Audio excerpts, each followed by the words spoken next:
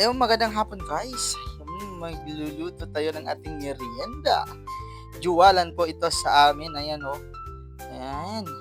So yung wrapper po niyan is harina na may tubig tapos with food color na yellow. Yellow po yung ginamit natin. So pwede rin pong orange or kung anong trip niya pwedeng pink. Isasalang na po natin, medyo mainit-init na yung ating mantika. Ayan, let's go guys. Ayan, dahan-dahanin lang natin, baka matalsikan tayo. Ayan guys, tapos na natin isalang. Okay, let's go. Charan! Ayan, almost done guys. Ito na po ang ating last batch ng ating juwalan.